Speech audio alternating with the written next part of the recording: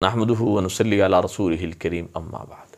10:15 बजे चाँद नज़र आता है, ऐलान हो जाता है। कुछ लोग ऐसे थे उनके कानों तक बात पहुंची और उन्होंने उठ के तरावी की नमाज़ पढ़ी, और कुछ ऐसे थे जिनके कानों तक आवाज़ पहुंची ही नहीं और थोड़ी सी पहुंची लेकिन शैतान ने उनको सुला दिया, उठ न सके और ऐसे मामलात में पड़ गए। हालांकि इस तरावी की क़ज़ा भी नहीं है और वो ये सोच कर सो गए कि कल हम इसकी दिन में या रात में या अगले दिन क़ज़ा कर लेंगे, हालांकि तरावी की क़ज़ा नहीं है।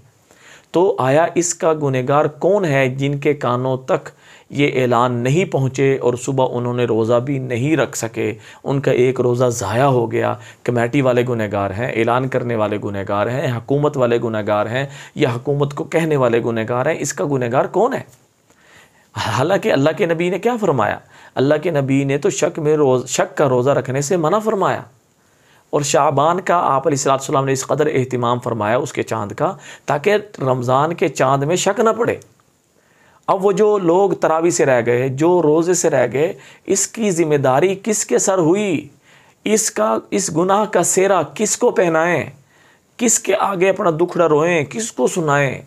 कमेटी वालों को सुनाएं, हुकूमत वालों को सुनाएं, ऐलान करने वालों को सुनाएं।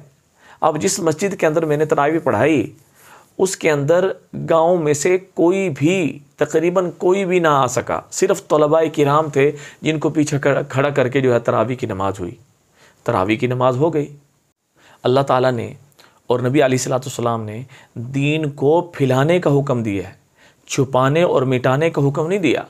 तो इसके बारे में सारे जो बड़े हजरात हैं, जिनकी यानी कमेटी तक या बड़े हजरात तक रसाई है, उनसे मैं गुजारिश करता हूँ कि खुदारा कोई ऐसी तरतीब बनाएं कि उन बड़ों से ये मिन्नत करें, खुशामद करें कि कम से कम इशा तक तो हम चाँद के मामलात के बारे में इतला दे दें।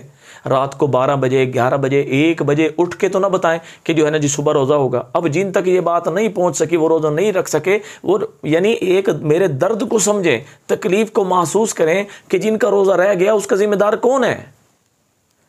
लिहाजा इस बात को इतना फैलाएं कि सारे के सारे उलमाए किराम, सारे के सारे आइम्मा मसाजिद तक ये बात पहुँचे और उन हजरात तक जो बात आगे कर सकते हैं उन तक ये बात पहुँच जाए, ताकि देखें डंडे के साथ नहीं, ज़ोर के साथ नहीं, कम से कम प्यार के साथ अर्ज़ तो करें, उनको एहसास तो दिलाएं कि यार हम मुसलमान हैं और ये मुल्क जो है ना दीन इस्लाम पर बना है, कलमे की बुनियाद पर बना है। तो कम से कम इसके अंदर वो अहकाम राइज तो करें, वो ज़िंदगी तो हम दें इन मुसलमानों को, ताकि वो ज़िंदगी और वह अहकाम जो अल्लाह पाक के। अब रोज़ा फ़र्ज़ है, जिस तरह नमाज फ़र्ज़ है, हज फ़र्ज़ है, ज़कात फ़र्ज़ है, रोज़ा फ़र्ज़ है और रुकन में से है।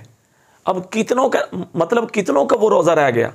और एक कहते हैं आप अलैहिस्सलाम ने क्या फरमाया, जिसका एक रोज़ा रह जाए फिर सारी ज़िंदगी उस रोज़े को कज़ा करता रहे, इस एक रोज़े के सवाब को हासिल नहीं कर सकता। इतना कीमती है और पता नहीं उसके बाद उसको ये नसीब होगा या नहीं होगा, ये रमज़ान मिलेगा या नहीं मिलेगा। तो इस वजह से मेरे दर्द को समझें कि ये बहुत बड़ा नुकसान हो रहा है, बहुत बड़ा नुकसान हो रहा है। और जिन हजरात की रसाई है वो खुदारा सारे के सारे उलमा मिल के बैठ के उनके तक ये बात पहुंचा दें, उनकी मिन्नत करें कि खुदा के लिए इशा तक हमें चाँद के मामलात जो है ना बता दिए जाएँ, और ताकि हम जो है ना तरावी अदा करनी हो उसमें भी कमी ना हो। अब इशा के बाद अगर ये पता लगता तो सारे मस्जिद में थे तो सारे तरावी पढ़ के जाते, कोई भी ऐसा ना जाता, किसी का भी नुकसान ना होता और सबको पता होता। और उस वक्त से पहले जहाँ तक ख़बर पहुँचानी थी, जो तरतीब बतानी थी, उन तक बात पहुँच जाती और वो भी उनका भी जो सुबह का रोज़ा रहा है वो ना रहता, नुकसान ना होता।